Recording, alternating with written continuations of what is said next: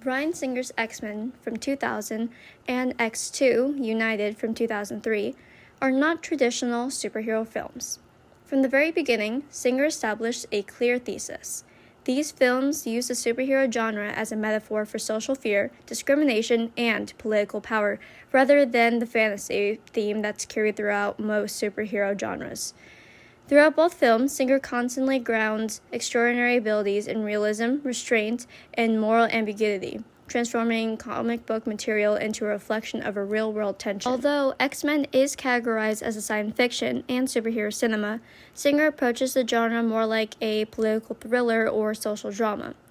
This aligns with its typical body of work, which favors character-driven narratives, ideological conflict, and subdued visual style.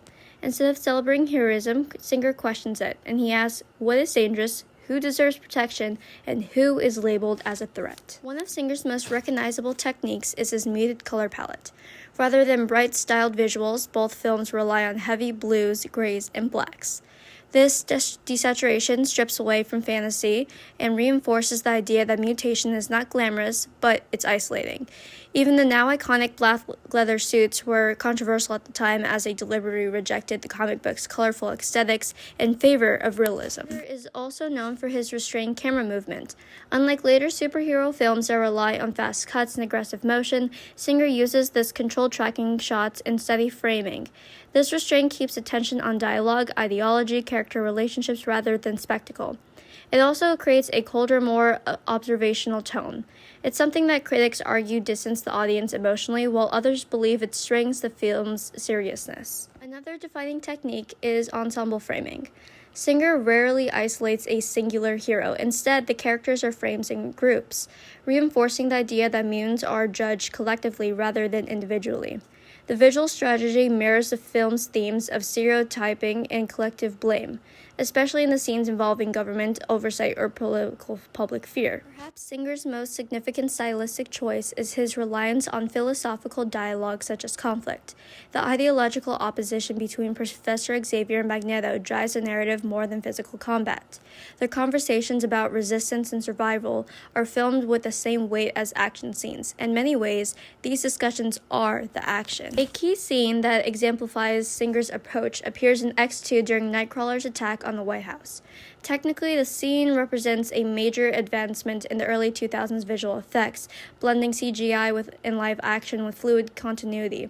However, its importance lies in spectacle and more implication. Nightcrawler is a peaceful character and is introduced and perceived as a terrorist. Singer immediately places the audience inside this institutional fear, showing how misunderstanding leads to materialization and preemptive violence.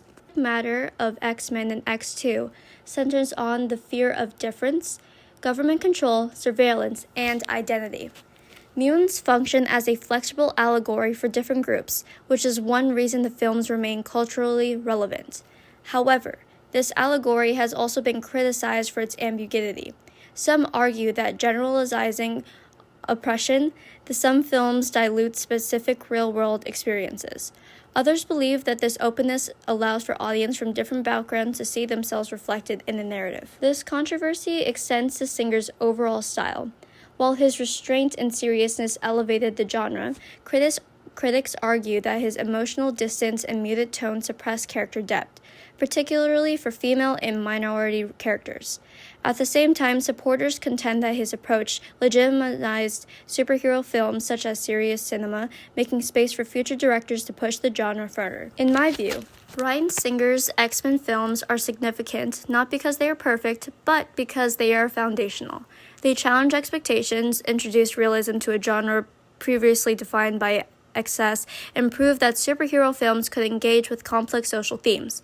Whether viewed as groundbreaking or limited by their era, X-Men and X2 could remain crucial contributions to modern cinema and to the evolution of superhero genre itself. Thank you so much for listening.